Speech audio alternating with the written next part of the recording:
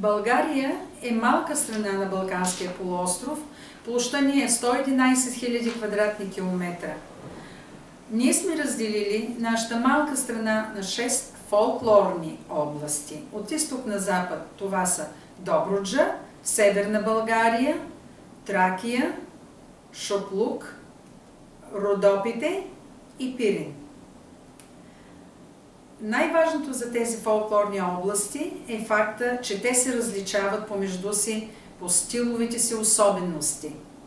А стила във всяка област е свързан с характера, темперамента, находчивостта, издръжливостта и нрава на местния човек. А това от своя страна е показател на поминъка, на начина на живот, нрави, обичаи. Така че във всяка област са разпознаваеми песни, танци и музика. А костюмите с невероятното си многообразие са толкова много, че дори всяка област има подобласти с различни костюми. Съответно, във всяка област има и езикови диалекти, които до ден днешен се използват и в същото време са различими и в народната песен. Когато говорим за фолклорни области, искам да споделя с вас един израз, който ние често използваме. Ние казваме: моята кръв е тракийска, моята кръв е шопска или родопска. Какво значи това? Това значи, че всеки изпълнява песните и танците на своята област, в която е роден. Независимо от това дали си професионален изпълнител, в твоите гени тече кръвта на населението на областта, от която си роден. Относно танците във всяка област, те носят стилни характерни особености и бих казала най-общо, че танците в Тракия, Родопите и Добруджа, мъжките танци са по-здържани, по-спокойни, по-тежки. Всъщност и женските са точно такива, но още по-скромни и още по-деликатни. Докато танците, хората в Северна България и Шоплук са волни, скокливи, понякога чак сякаш се докосваш до нещо диво в хората, особено в Шоплука, когато се надиграват. В Пирин танците са сдържани, с много вътрешна енергия, с много вътрешен заряд. Мъжкия стил на игра, независимо от коя област, мъжките движения са най-добрият показател на сложността и на традиционния стил на танцуване. Мъжкият фолклор, мъжкото танцуване е това, което показва стила и характера на българските танци. Женските хора, женският начин на танцова изява е много по-здържан, по-деликатен, по-грациозен. Дори и движенията и комбинациите да са трудни. Има една женска традиционна сдържаност в тази игра. Голяма част от танцовите движения наподобяват трудовите движения на народа ни. Има едно усещане за танцовите движения на българите, че те са съсредоточени в краката. Не е вярно. В танците на българина участват изключително много ръцете, главата, корпуса, цялото тяло. В крайна сметка, когато наблюдаваш танцуващ българин и то добре танцуващ българин, се получава една много красива симбиоза между физическо изпълнение, удохотворено от грейнали очи и блестящ поглед и усмивката.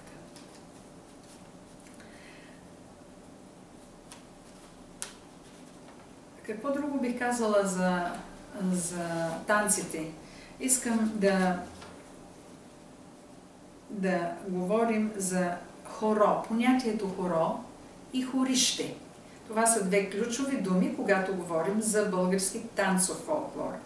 Хоро и хорище са думи с прабългарско значение. Хорото е най-масовото развлечение за българина, в което всички танцуват заедно, заловени за ръце, в един или друг стил. Хорището е мястото, средата на селото или на удобно място, на удобно равно място, където всички са се събирали в неделния ден да танцуват заедно. Какво представлява неделното хоро? Неделя късен следобед, жените се събират, запяват, заиграват на хорището, след което идват мъжете, подпинали вече от кръчмата, заедно с тях идват и няколко музиканти, в зависимост от областта.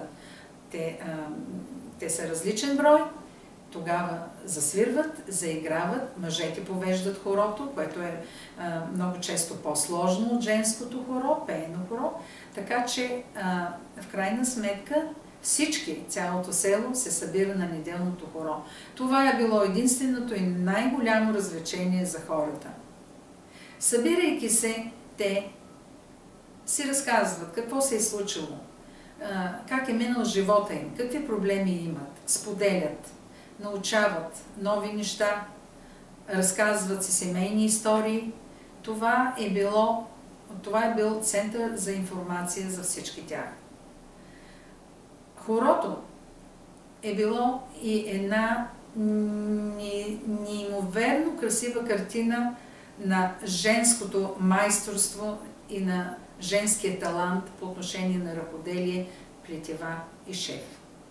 Всичко, което са обличали, е било изработвано от жените в селото, по-млади и по-възрастни. И когато жените се наловят на хорото, те са имали много добра възможност да покажат какви майсторки са. На хорото няма значение колко си богат и колко беден. Най-добрият танцор е най-почитаният човек и той води хорото. Богатството се изразява единствено чрез накитите, но красивата бродерия показва за една жена колко е трудолюбива, а трудолюбието на една българка е била най-важната характеристика за нея. Хорото е мястото, където младите са се срещали, където са се влюбвали, където по-възрастните са избирали бъдещите си снахи или зетьове, надигравали са се, надпявали са се, музикантите са показвали своя талант, изпълнителите на песни също, а песента е разказвала всичко. Песента е разказвала истории, любовни, радостни, тъжни. Песента е разказвала за хайдути, за юнаци и за отминали исторически битки. Формата на хорото. Формата на хорото е свързана с нашите паганистични вярвания в Бога Слънце. Бога Слънце, кръглата форма на хорото, сключеното хоро. Отвореното или водено хоро е с форма на дъга. Това е формата на Луната. Други характерни форми на хорото са змейката, водено хоро и охлюва, тушканите хора в Западна Тракия. Много често хората са играни и на по-къси леси, направи редици, една срещу друга, или пък няколко редици, разположени на мейдана. Обикновено тази форма на хорото е характерна за Шуклука, или Тракия, където мъжете са се надигравали.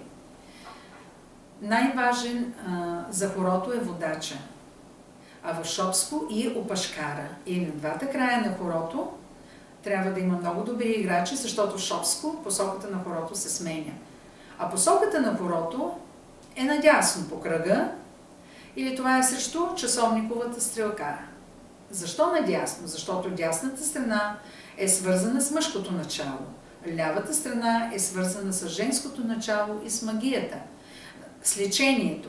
Затова левите хора обикновено са ритуални, женски хора в повечето случаи и могат да бъдат изключени. Докато най-популярната форма и посока, това е водено хоро в дъга, надясно по кръга. Най-популярното българско хоро е право хоро, или право тракийско, или право друга фолклорна област. И бих казала, че и до ден днешен няма сватба в тази страна, в която да не се изиграят поне 2 хора. Това е показател колко е жив, жизнен нашия фолклор. Друго интересно хоро е ръченицата. Ръченицата дори не бих казала, че е хоро, в смисъла, в който до сега разказвах. Ръченицата по-скоро е солов, танц или дует. Ръченицата е начин танцорите да се надиграват, използвайки простичките стъпки, използвайки много движение с ръцете, много енергия, много хъс, много жажда за победа, много често използвайки кърпа в ръка, която се нарича ръченик, и оттам идва името и на самия танц ръченица.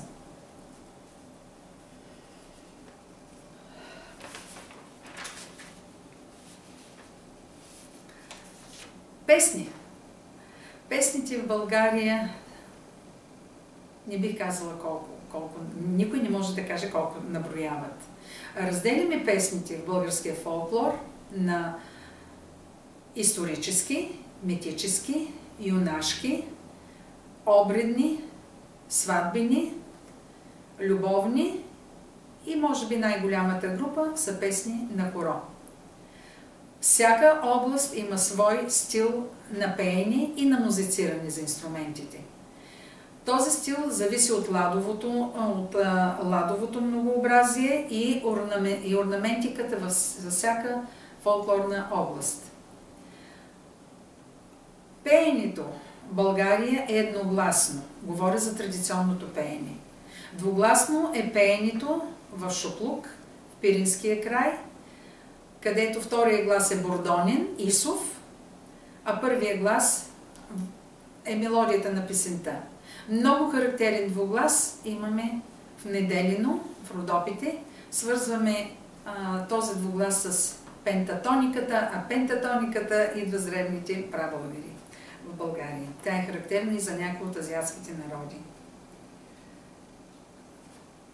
Бих казала, че нашите размери започват с 2/4, музикални размери започват с 2/4 от източна България и колкото вървим на запад, размерите се усложняват и стигаме до смесените размери и до най-сложните, дълги, неравноделни размери в западна България. Същото бихме казали и за танцовия фолклор, не за песения, за танцовия. По-семплите, по-леки хора, Добруджа, Странджа, Тракия, Родопите и усложняваме танцовия фолклор, колкото по-на запад отиваме. Обичаите. Най-древните ни обичаи идват от древно тракийско време, 6 век преди новата ера. Бих казала с гордост, че коледуването и лазаруването, както и някои обичаи за дъжд, русалии, калошари, се изпълняват и до ден днешен по селата.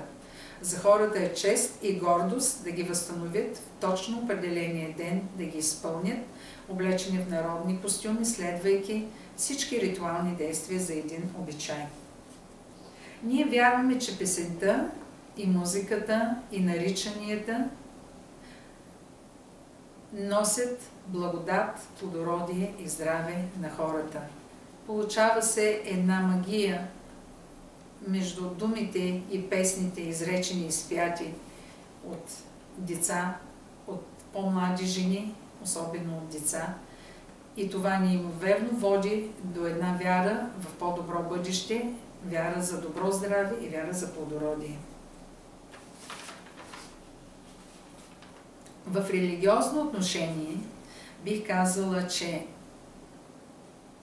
тази религиозна принадлежност на нашия народ, християнска или мюсюлманска, няма никакво значение за изпълнението и представянето на българския фолклор.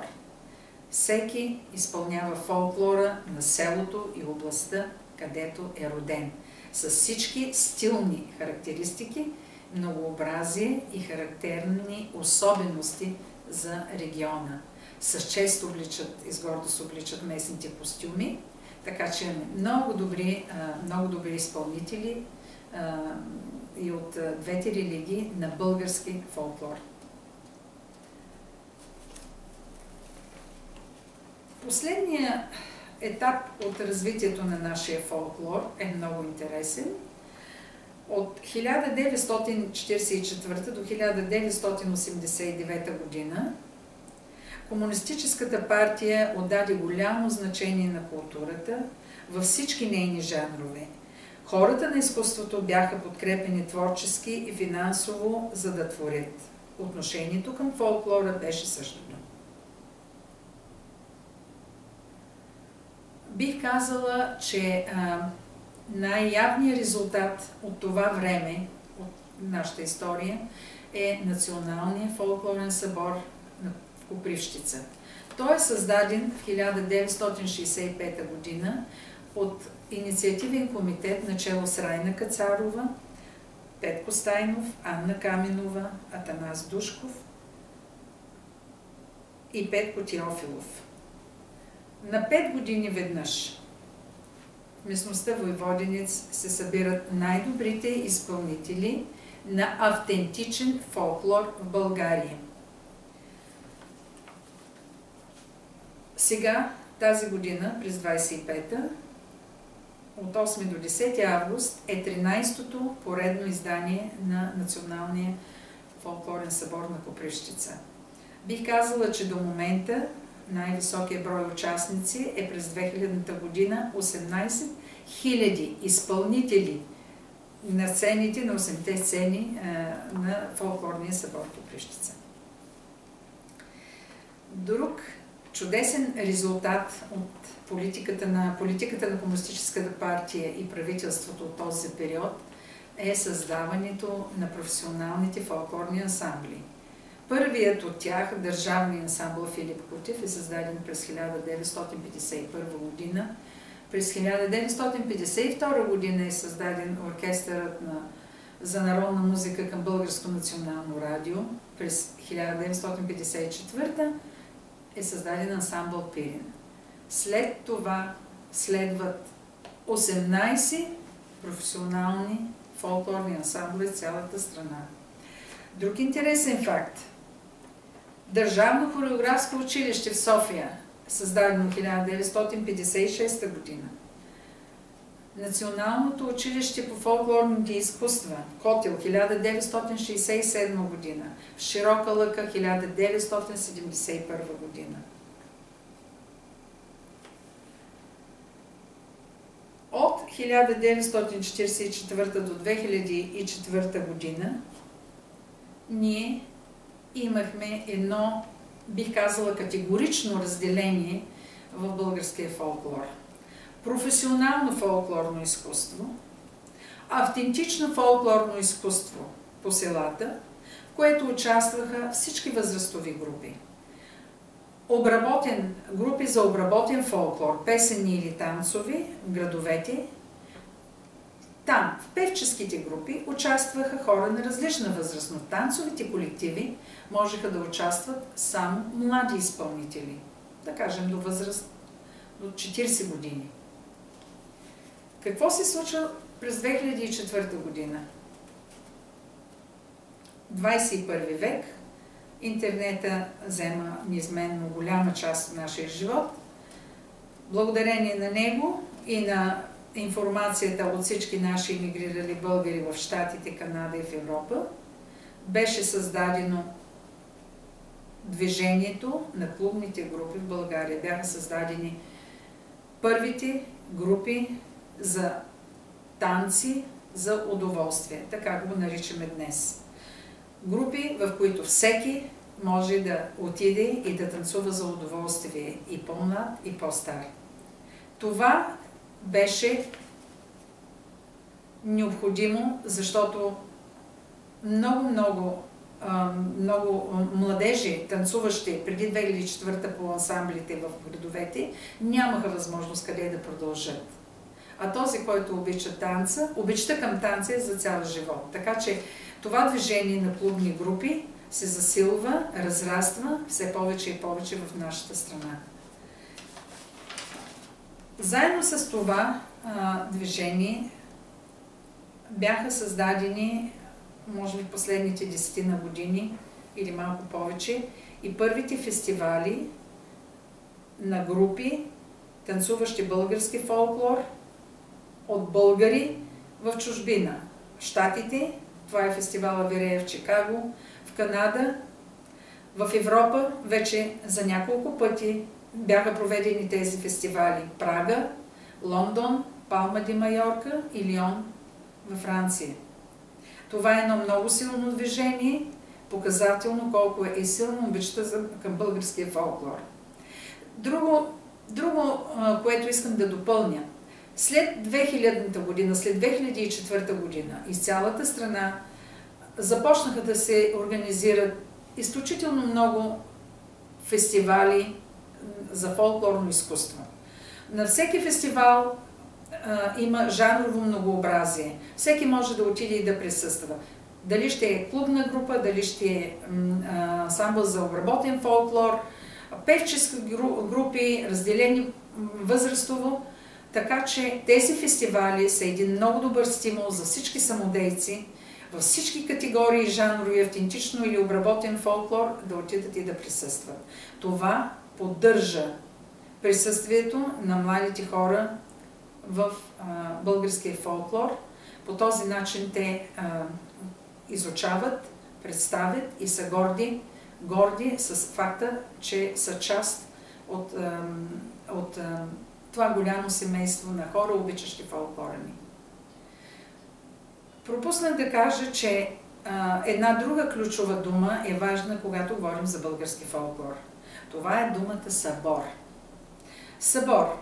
Един ден в годината, един и същи ден, всяка година, всяко селище в тази страна, говорим за селата, имат празник, който наричат събор. На този ден кмета на селото кани оркестър, местните хора канят свои гости, семействата, близки, приятели, роднини, събират се всички през деня, готвят специална храна, угощават се, хапват, пиват и късен следобед всички се събират на хорището, където танцуват местните хора на фона на хубавата музика от оркестъра. Тези събори са също много важни за опазването, развитието и за представянето на българския фолклор. Бих казала, че ренесанса на българския фолклор е сега, в момента, в 21 век. Защото българите обичат фолклора си, живеят с него и чрез него. Обичат народните костюми, издирват стари, шият нови, пътуват по фестивали и представят. Така че България ще има и българския фолклор ще го има. Благодаря ви. Бъдете здрави!